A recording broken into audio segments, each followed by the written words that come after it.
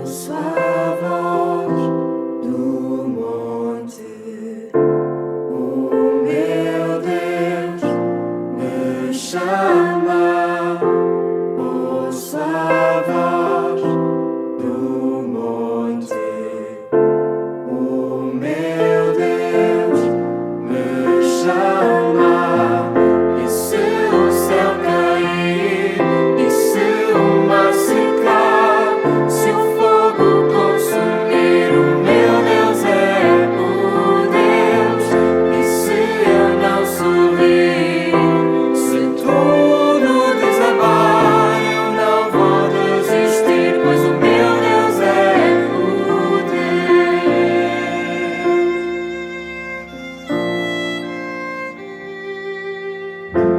Ouço a voz do vento, o sopro divino.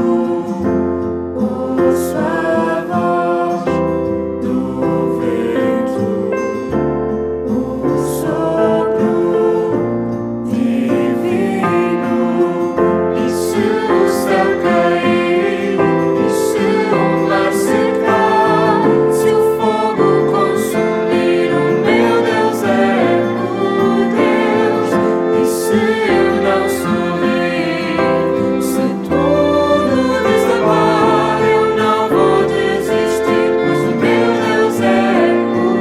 E se o céu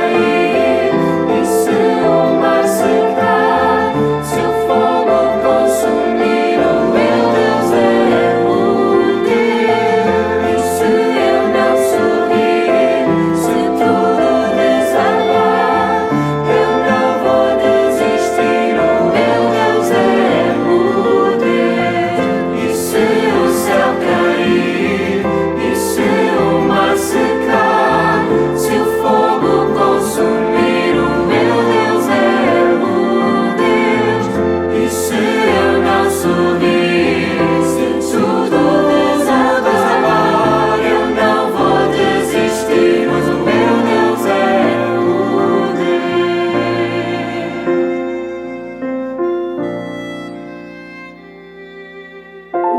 Ouço a voz do monte, o meu Deus me chama. Ouço a voz do vento, o sopro divino.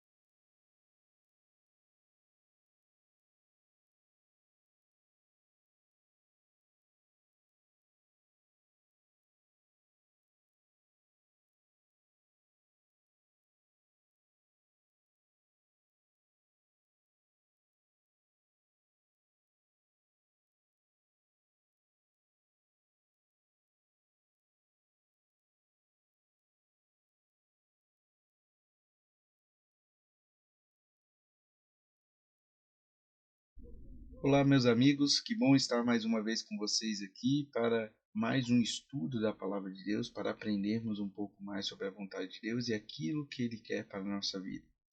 Eu sei que nós estamos numa jornada ao longo do livro de Daniel, se fosse uma corrida de Fórmula 1, quando nós estudamos o capítulo 10, entramos na última volta, o último bloco profético do livro de Daniel. E agora nós estamos já no finalzinho, na metade final desta volta, estudando Daniel capítulo 11.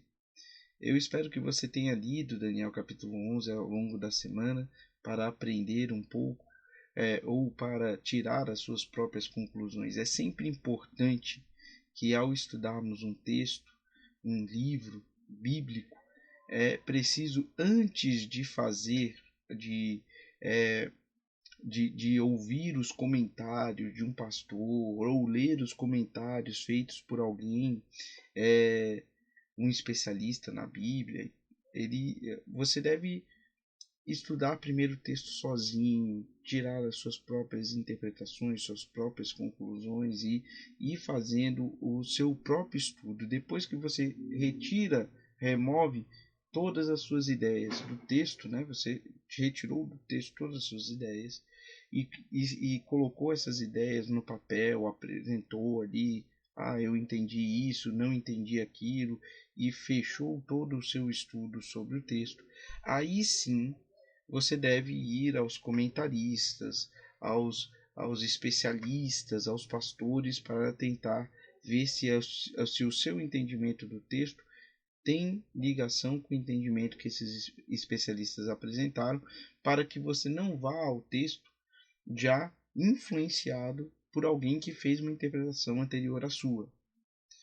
Esse é um ponto importante, né? Então, a ideia principal desses estudos é que você consiga ir ao texto antes de ir aos especialistas, né? Que você estude o texto antes de ir aos especialistas. Mas Daniel apesar de ser um livro pequeno, tem 12 capítulos, é um livro que ele consegue dialogar com toda a Bíblia, com todos os temas bíblicos, com toda a temática bíblica, né? E Daniel, ele vai aqui apresentar no capítulo 11 uma releitura das profecias feitas no capítulo 2 a Nabucodonosor, no capítulo 7 feita ao próprio Daniel e no capítulo 8 feita também a Daniel. Ele vai mostrar essa releitura com o foco. Se a gente pegar ali a estátua do capítulo 2 para ser a nossa referência, o foco, a parte que ele vai manter a discussão do início até o fim do livro, até o fim do capítulo 11, são os pés da estátua, o reino dividido. E ele vai discutir profundamente os temas ali do reino dividido dos pés da estátua de Daniel. Então, vamos aqui para o estudo de Daniel capítulo 11. Mas eu, no primeiro ano de Dario o Medo, me levantei para me fortalecer e animar. Veja, Dario o Medo, ele governou o primeiro ano dos persas na Babilônia. Ele era uma espécie de corregente da Babilônia, junto com um grande rei da Pérsia, Ciro, né? E ele vai, enquanto Ciro cuida do império, parece que Dario cuida da Babilônia. Esse Dario Medo não é o mesmo Dario I da Pérsia, que é um grande rei da Pérsia que estabelece um sistema administrativo, um sistema monetário para todo o império. Esse Dario parece ser um corregente junto com Ciro ali na Babilônia. E é importante essa datação, porque agora a gente sabe que o foco de Daniel, obviamente, não vai mais se ligar à Babilônia, já que a Babilônia não é mais o império que está dominando. Agora é o Império Medo-Persa. Então Daniel não vai mais tratar da Babilônia no capítulo 11, justamente porque a Babilônia já passou. Não faz sentido, agora que um reino passou, tratar dele. Ele vai tratar da Pérsia em diante. E é muito interessante a forma como ele vai tratar a Pérsia. Ele vai falar no capítulo 2, no verso 2. Capítulo 11, verso 2. Agora eu vou lhe dizer a verdade. Eis que ainda 3 reis se levantarão na Pérsia, e o quarto será muito mais rico do que todos eles, fortalecido por suas riquezas, instigará todos contra o reino da Grécia. E aqui a gente tem algumas importantes informações, né? A primeira informação é que 3 reis se levantarão na Pérsia. Que reis foram esses? Depois de Ciro, ainda haveriam 3 reis, né? Então, depois de Ciro, nós tivemos o Cambises, importante rei da Pérsia, manteve o império. Você tem Dario I, esse sim persa, que faz toda uma união monetária no império, que vai ali melhorar a administração do império, regulamentar a administração do império. Dario I também é um importante rei da Pérsia, um importante governador da Pérsia. Depois nós temos Xerxes I. Xerxes I é famoso na Bíblia porque é o mesmo rei que no livro de Esther é chamado de Assuero. É o rei também que faz ali a investida contra os 300 de Esparta nas Termópilas, né? E ele vai voltar derrotado dessa investida, apesar de nenhum dos 300 ter sobrevivido. Ele não vai ter forças para avançar sobre a Grécia por conta da atuação dos 300 de Esparta, né? Não sozinho, eles lutaram com alguns aliados, mas os guerreiros mesmo eram eles, os 300. E aí, depois de Xerxes, veio um quarto rei, mais rico e poderoso do que todos os outros. Esse foi Artaxerxes. E Artaxerxes realmente foi um rei muito rico, muito poderoso, que ali as colônias gregas ele conseguiu dominar, né? E ele se tornou muito forte. Mas o Império Persa vai acabar, e mesmo com toda a força de Artaxerxes, depois que Artaxerxes deixa de governar, a Pérsia vai entrar em declínio e ele vai deixar de governar. Mesmo assim, quando os gregos derrotaram os persas, é importante frisar, era difícil imaginar uma vitória grega sobre os persas. É interessante pensar isso. E mesmo assim, Daniel, 200 anos antes, já havia comentado, tanto no capítulo 8, como agora no capítulo 10, que os gregos seriam superiores aos persas. E isso mesmo na época de Alexandre, 200 anos depois de Daniel, era inimaginável. Mas olha o que ele vai falar. Depois se levantará um rei poderoso, que reinará com grande domínio. Domínio já nos faz lembrar do reino de bronze da estátua, que tem domínio, do leopardo no capítulo 7 de Daniel, que também tem domínio, e agora no capítulo 11, esse rei que se levanta depois do quarto rei da Pérsia também tem domínio. Então você vê, já há uma ligação entre eles. E vamos lembrar que o leopardo está ligado ao bode do capítulo 8, e o bode do capítulo 8 é claramente denominado como Grécia. Então aqui nós já estamos falando dos gregos. E se levantará esse poderoso rei, ele terá domínio e fará o que quiser. Mas no auge do seu poder, lembra do chifre que estava no meio dos olhos do bode, no capítulo 8? No auge do seu poder, o seu reino será quebrado e repartido para os 4 ventos. Lá no capítulo 8, no auge do seu poder, o chifre que estava no meio entre os olhos do bode, esse chifre foi partido no auge do seu poder, e cresceram 4 novos chifres para 4 direções dos ventos. Então aqui, mais uma vez, Daniel está fazendo uma referência ao bode, que é a Grécia, ao seu primeiro rei, que foi Alexandre. Alexandre o Grande, apesar de macedônico, ele vai transferir todo o seu governo para a Grécia. E aí,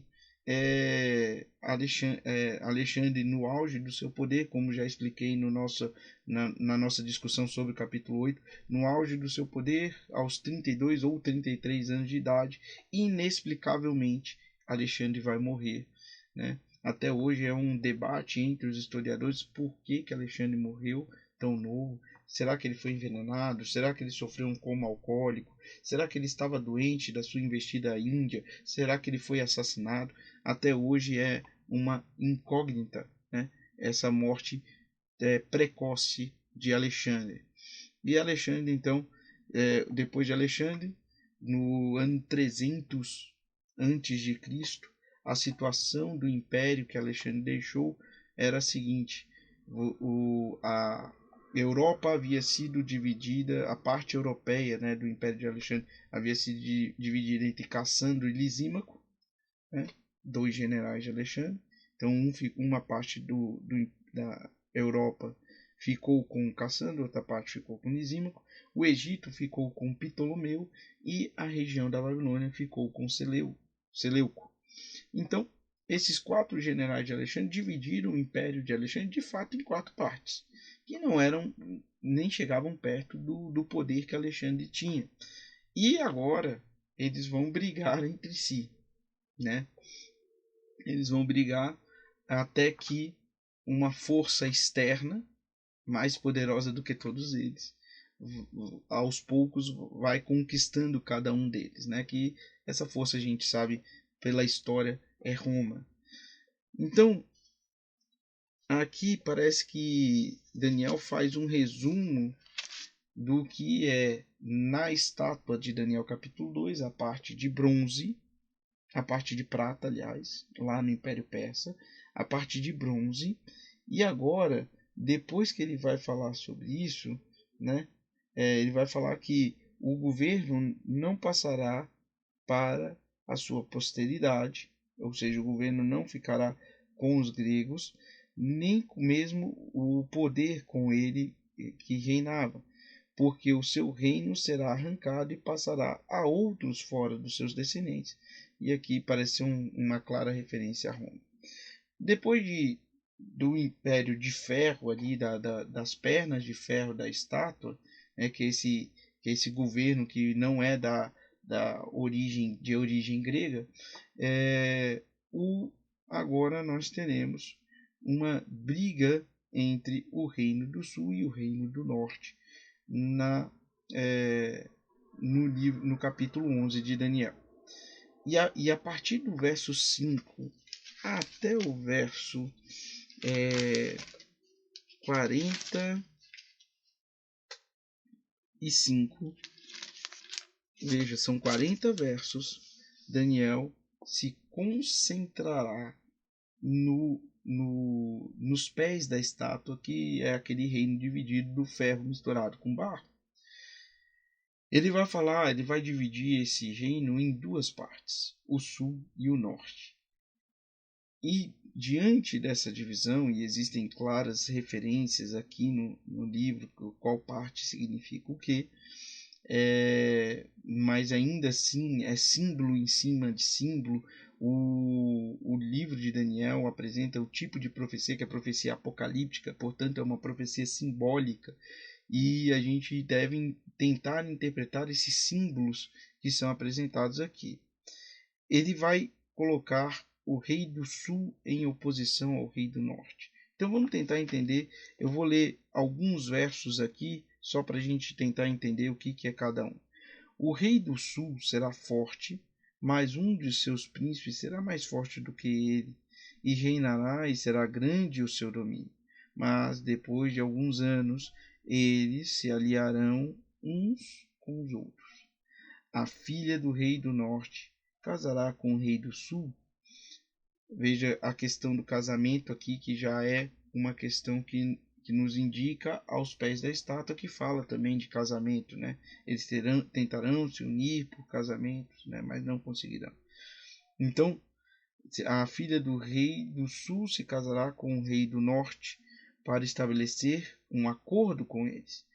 Ela, porém, não conservará o seu poder, e ele não permanecerá, nem manterá o seu poder, porque ela será entregue juntamente com os que a trouxeram, o seu pai e aquele que a tomou por sua naqueles tempos.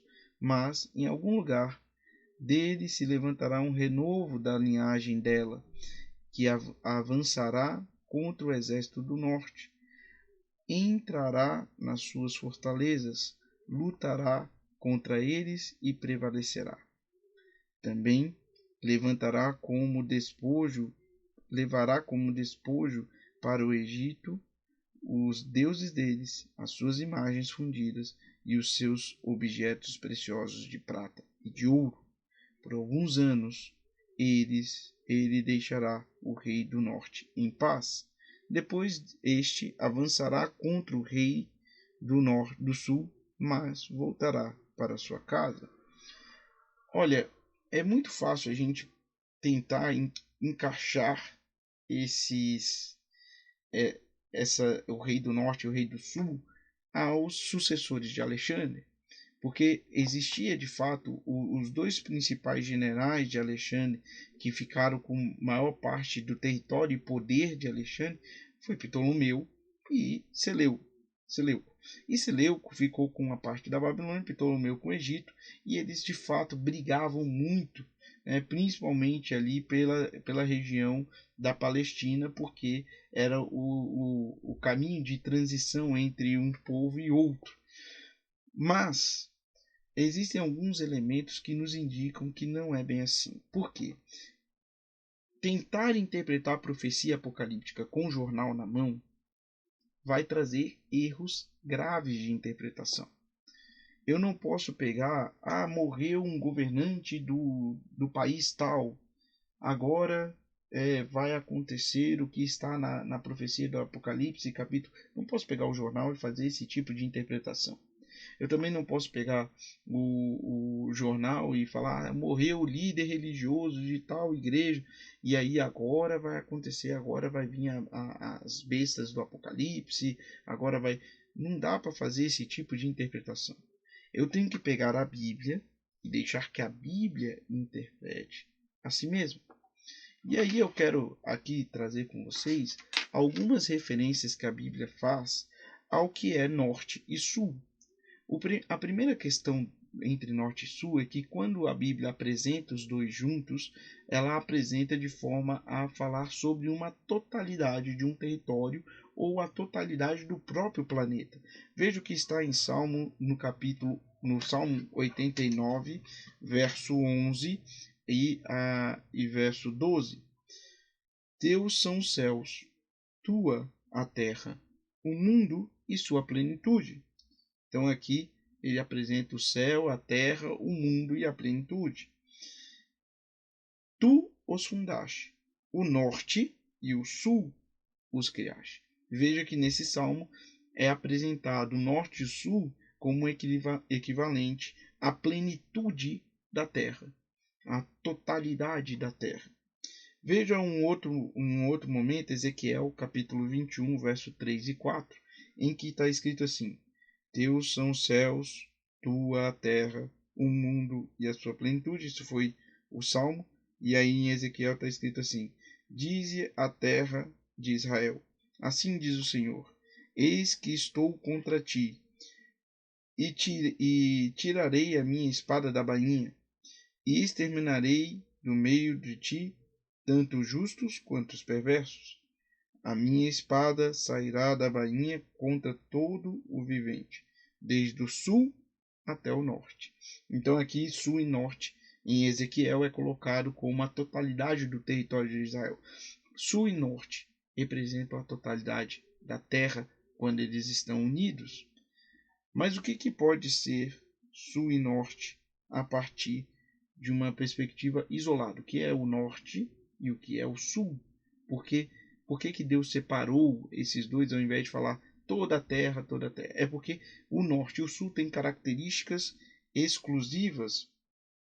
Veja, o norte ele é demonstrado como o lugar onde vem destruição, onde vem morte, e é também o lugar que é apresentado como um lugar de usurpação de Deus, ou usurpação do lugar de Deus. Olha o que está escrito em Isaías 14:31. Tu, ó Filístia, toda deve tremer, porque do norte vem a fumaça. Ninguém há que se afaste das suas fileiras. Então ele está falando da destruição que vem do norte em relação para os filisteus. Olha, filisteus, fiquem tremem, porque agora está vindo do norte a sua destruição. Jeremias capítulo 1, verso 14, do norte se derramará o mal sobre todos os habitantes da terra. Então aqui ele também coloca o norte como um lugar de origem do mal. E ele continua apresentando outras questões do norte, a Bíblia continua apresentando outras questões do norte a respeito dessa destruição. Há também uma ligação entre o norte e a Babilônia, e a ideia de representação dessa tentativa de usurpação da função divina do norte é também apresentada pela Babilônia. A Babilônia se coloca no lugar de Deus. Nabucodonosor, diversas vezes no próprio livro de Daniel, tentou ser Deus para Daniel. Ele tentou no capítulo 1, aí no capítulo 3 tentou ser Deus para os amigos de Daniel. No capítulo 4, Nabucodonosor está orgulhoso como se ele fosse um Deus na Babilônia. E aí, somente ao final do capítulo 4, ele vai reconhecer que ele não é nada e que o Deus de Daniel, o Deus de Israel, é de fato aquele que estabelece reis, remove reis e tudo mais. Então, a Babilônia tem essa representação de se colocar no lugar de Deus, né? E só para a gente fechar com essa questão do lugar de Deus, eu quero lembrar de Isaías 14, verso 13, verso 13 e verso 14. Isaías capítulo 14, verso 13 e verso 14, em que está escrito o seguinte: Tu dizias no teu coração: eu subirei ao céu, acima das estrelas de Deus. Exaltarei o meu trono no monte da congregação. Me assentarei nas extremidades do norte, né? Subirei acima das mais altas nuvens e serei semelhante ao Altíssimo. Aqui há uma clara referência do norte, de quem se coloca no norte, nesse sentido simbólico, é alguém que está tentando se colocar no lugar de Deus. Já o sul ele tem uma implicação um pouco diferente. Se o norte é a tentativa de se colocar no lugar de Deus, o sul é a tentativa de agir sem Deus. E aí a gente tem algumas referências bíblicas, né? Mas a que mais me chama a atenção é a ligação do sul, aqui no próprio capítulo 11, com o Egito. E antes da Babilônia atacar Judá, os profetas alertavam sobre as alianças que o povo de Israel iria fazer com o Egito, confiando mais no Egito do que em Deus. Para o povo de Israel, o Egito, ou o povo de Judá, o Egito viria em socorro dos israelitas contra a Babilônia, né? E aí os profetas falam: maldito o homem que confia no outro homem. Ou seja, aqui não tem nada a ver com negócios feitos no dia a dia ou coisa parecida, apesar de a gente saber que o ser humano não é uma criatura confiável.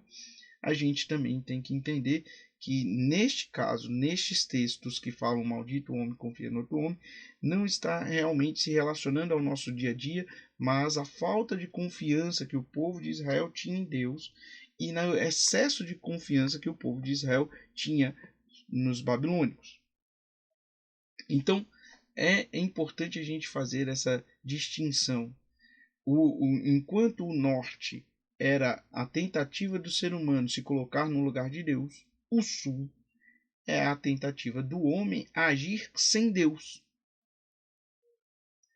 De vez em quando, a tentativa de agir sem Deus tenta fazer uma aliança com aqueles que querem agir no lugar de Deus.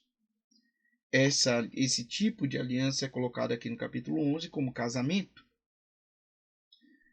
E aí eles vão tentar se unir, vão tentar dialogar, vão tentar conversar, mas num dado momento, um vai querer ter mais poder que o outro e vai ser rompido essa aliança e o casamento não dá certo.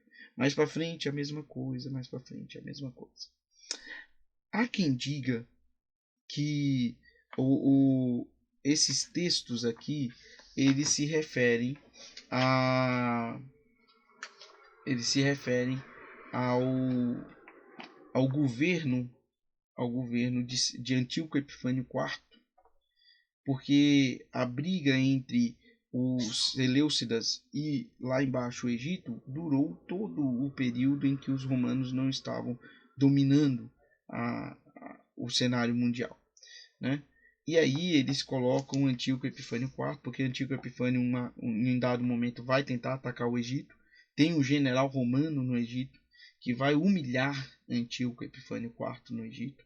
Ele volta e, para tentar, como prêmio de consolação, ele vai invadir Jerusalém, vai profanar o templo, vai ali atrapalhar os rituais do templo, vai colocar um sacrifício de um animal considerado imundo pelos judeus dentro do templo.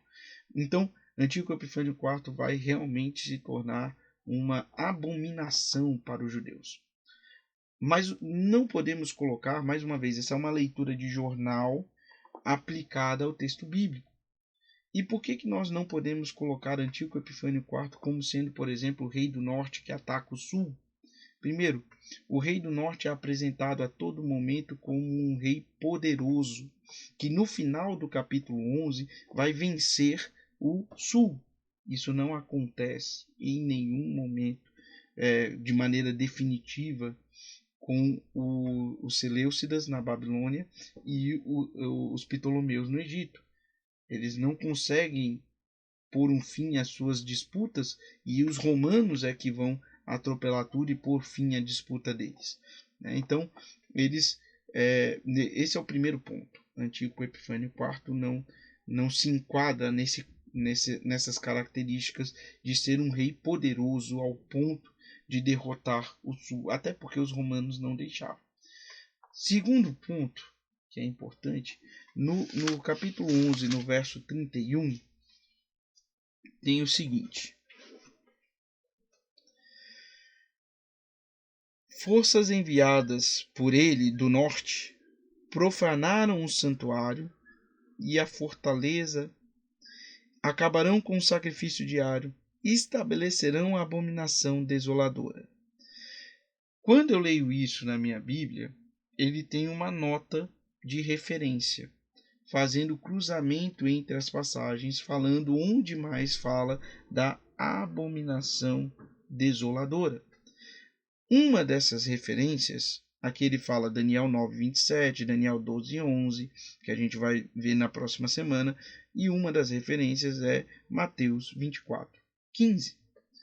Olha o que está em Mateus 24:15. Então vamos para Mateus capítulo 24, verso 15. Está escrito assim: quando, pois, vocês virem situado no lugar santo o abominável da desolação, que falou o profeta Daniel, quem lê entenda. Ora, veja que Jesus aqui diz que o abominável da desolação ainda viria, está no futuro de Cristo. Cristo falou isso no primeiro século. Antíoco Epifânio IV, que é para quem muitas vezes as pessoas tentam aplicar esse texto, Antíoco Epifânio IV foi muito anterior a Jesus. Nem precisaria ser muito, bastaria ser só anterior a Jesus. Mas Antíoco Epifânio IV foi muito anterior a Jesus. Portanto, aqui a gente pode ver que pela própria interpretação de Jesus sobre Daniel, ele não coloca a desolação abominável, a desolação ou a abominação desoladora. Ele não coloca essa desolação abominável no passado, aplicando essa desolação abominável ao Antíoco Epifânio, mas Jesus coloca no futuro. Portanto, segundo o próprio Jesus, a desolação abominável não pode ser Antíoco Epifânio IV. Não pode. Ela parece ser mais essa intriga que há ao longo da história daqueles que querem se colocar no lugar de Deus contra aqueles que querem se colocar em oposição a Deus, ou não querem Deus atuando na sua vida. Então existe o norte, aqueles que querem se colocar no lugar de Deus, o sul, aqueles que querem atuar sem Deus, no lugar de Deus ou sem Deus. E às vezes nós somos levados por engano a pensar que devemos tomar uma posição de um lado ou do outro, porque essas coisas se apresentam maquiadas para a gente. Veja, imagina alguém que quer se colocar no lugar de Deus. Ele vai dizer que ele está fazendo a vontade religiosa, a vontade de Deus. Enquanto alguém que quer atuar sem Deus vai falar que todas as religiões e que todos os religiosos são gananciosos, mesquinhos, que tentam manipular as pessoas por poder. E aí você pensa, bom, eu vou ficar do lado daqueles que lutam contra a opressão ou do lado daqueles que dizem atuar em nome de Deus? E você fica sem saber qual lado tomar, qual decisão ficar, qual decisão ter. A questão é que tanto um lado quanto o outro são atuações do mal. São dois lados da mesma moeda. Quando Cristo esteve aqui na terra, ele falou: o meu reino não é daqui. Essas disputas religiosas e políticas que existem na terra são disputas por poderes terrenos que não foram disputadas por Cristo. Cristo, ele pensava no reino celestial, na implementação da pátria celestial. E ele tentou chamar a atenção de Daniel, e parece que Daniel aqui no capítulo 11 começa a entender, mas ele não vai entender por completo, que Cristo, é claro que ele entende a importância dos governos terrenos, que ele vai entender a importância de boas decisões políticas. É lógico que Deus entende isso. Inclusive, nas leis de Israel existem leis referentes à política. É lógico que Deus entende isso, mas ele vai falar assim, isso pode ser importante, mas não é o mais importante. Daniel, você está preocupado com a política da terra aqui, em relação a Jerusalém, Babilônia, Jerusalém, Pérsia. Eu estou preocupado com o governo do universo. Eu estou preocupado com a salvação do mundo, do universo inteiro. E você está preocupado com reinos temporários. O que Deus está fazendo aqui, falando para Daniel desde o início? Ele está falando assim, Daniel, o reino de ouro, que é Babilônia, vai passar. O reino de prata, e através da ligação com todos os capítulos proféticos de Daniel, a gente sabe que é o reino da Pérsia, vai passar. O reino de bronze, e de novo com a ligação de todos os capítulos proféticos de Daniel, a gente sabe que é a Grécia, vai passar. O reino de ferro também vai passar. E o reino de ferro misturado com barro, esse reino vai brigar. O norte vai lutar contra o povo santo de Deus. O norte vai atacar o povo santo de Deus. Em dado momento vai parecer que o norte está vencendo o povo de Deus. Mas Daniel, esse reino, e é o que ele vai fechar aqui, ele vai concluir o último parágrafo desse capítulo falando isso. Esse reino também vai passar. E antes de chegarmos à conclusão desse capítulo, eu gostaria de ler um comentário feito por Jacques Ducan a respeito do norte e do sul, e essa disputa que parece fazer com que a gente tenha que escolher um lado e outro, esquecendo do lado de cima. Olha só o que ele vai falar. Eu vou fazer essa leitura desse comentário porque eu acho muito pertinente o comentário de Jacques Ducan nesse sentido. Ele vai falar assim. Ele faz esse comentário no livro Segredos de Daniel, página 184. Ninguém mais acredita no reino de Deus. Veja, o reino de Deus, que deveria ser o mais importante, ninguém mais acredita. O pessoal está preocupado com norte e sul aqui no reino da terra, né? Achando que ou o norte ou o sul vai fazer a vontade de Deus. Não, o reino de Deus não é nem do norte nem do sul, nem do leste nem do oeste. O reino de Deus é de cima. E olha só, ninguém mais está preocupado. Cristo fala, buscar em primeiro lugar o reino de Deus e a sua justiça, e as outras coisas serão acrescentadas. Mas o pessoal está preocupado com norte e sul, leste e oeste. Não está preocupado com o reino que vem de cima. Muitos tratam com complacência essa esperança dos primeiros cristãos, a própria essência do cristianismo. Muitos cristãos têm integrado em suas crenças ideologias humanistas e materialistas, em vez de olharem para a cidade de Deus que está por vir. Eles buscam construí-la aqui e agora. O enfoque mudou para o empreendimento humano. Hoje, a religião segue os passos das tendências sociais e existencialistas de justiça, amor, felicidade, que deixam Deus de fora. Encontramos isso na teologia da libertação dos países subdesenvolvidos e na dialética de Taylor Chaitin, que promete cantar os amanhãs.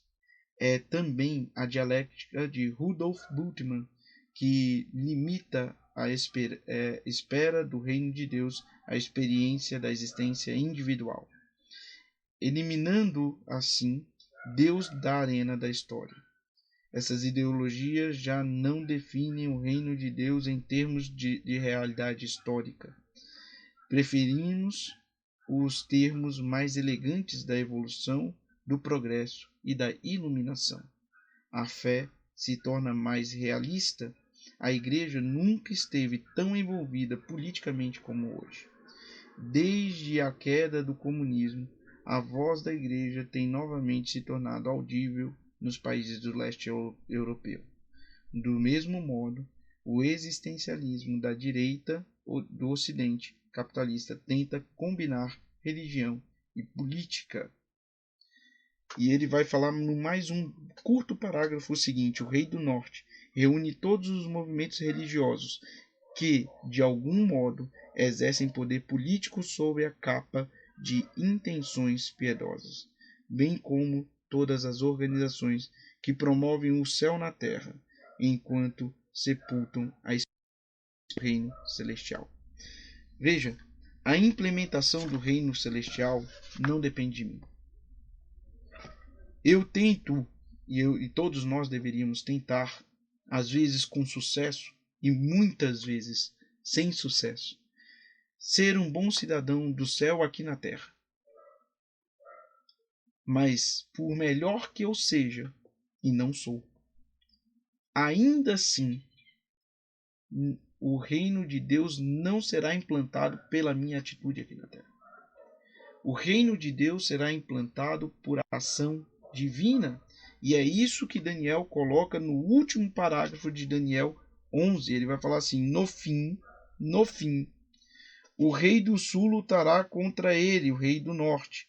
E o rei do norte arremetará contra ele com carros de guerra, cavaleiros e com muitos navios. E entrará nas suas terras, e as inundará e passará. Ou seja, finalmente o rei do norte vai vencer o sul. Entrará também na terra gloriosa e muitos sucumbirão. Mas Edom, Moabe e as primícias dos filhos de Amon escaparão de seu poder. Veja, ele vai atacar a terra gloriosa e vai vencer. Eu acho aqui importante a gente parar só um segundinho para pensar assim, por que a gente não olha para as profecias e vê que às vezes o povo de Deus parece que não está vencendo, mas isso já estava predito. Entretanto, apesar da aparente derrota, no final, olha o que vai acontecer. O rei do norte vai estender as suas mãos contra as terras, e nem mesmo a terra do Egito escapará. Tomará posse dos tesouros, do ouro e da prata e de todas as coisas preciosas do Egito, dos líbios e dos etíopes, e eles vão seguir. Mas serão perturbados por rumores vindos do norte, e sairá com grande furor para destruir e exterminar o mundo. Armará as suas tendas nas planícies entre o mar e o glorioso monte, mas chegará ao seu fim, e não haverá quem o socorra. Sabe, chegará o fim do norte e do sul. chegará o fim da atuação do mal na terra. Essa totalidade do mal sobre a terra vai acabar, mas chegará o seu fim e não haverá quem o socorra. Esse fim não vai vir por ação de seres humanos, assim como a pedra no capítulo 2, ela é cortada do monte sem ação de homens. Também o fim do mal provocado pelo sul, do mal provocado pelo norte, vai acabar, mas vai acabar sem a ação de seres humanos. É Deus que vai agir, é Deus que vai fazer, é Deus que vai finalizar com o mal, tanto no sul quanto no norte. E aqui a gente fica, para finalizar, uma reflexão. O rei do sul, o rei do norte, o rei de ferro, o rei de bronze, o rei de prata e o rei de ouro, todos eles tiveram o seu início, tiveram o seu meio, e no caso do reino dividido, terá o seu fim. Mas, quando o fim de todo mal chegar, será estabelecido um reino eterno de Deus, o reino de pedra, o reino do Filho do Homem, o reino do Ancião de Dias. Esse reino jamais passará. Não importa em qual período da história humana você tenha vivido, o convite de Deus em todo o livro de Daniel é: participe do reino eterno de Deus. Faça parte desse reino. Esteja nesse reino. A Babilônia passou, a Pérsia passou, a Grécia passou, os romanos passaram. O reino dividido vai passar e é o último estágio da história da humanidade. Depois disso, o reino eterno de Deus vai ser colocado. Não importa onde você esteve na história, se você quiser participar do reino eterno de Deus, você pode. Basta se concentrar nele e deixar que as demais coisas sejam acrescentadas a você. Que Deus te abençoe. Vamos fazer uma oração? Deus e Pai, nós te agradecemos por tua palavra, Senhor. Nós te agradecemos pela esperança que o Senhor colocou no nosso coração. Nós te agradecemos porque o Senhor nos chama a atenção para o seu reino eterno. Por favor, Senhor, sabemos que muitas coisas nesse planeta são importantes para a nossa própria sobrevivência, mas sabemos que o mais importante é o reino eterno de Deus. Por isso, coloque a nossa mente concentrada nesse reino eterno e sabemos que as demais coisas importantes para a nossa sobrevivência nos serão acrescentadas. Foi o que o Senhor prometeu. Por favor, cumpra suas promessas na nossa vida. Faça com que a gente tenha esse entendimento da importância do reino eterno de Deus e nos abençoe em nome de Jesus. Amém.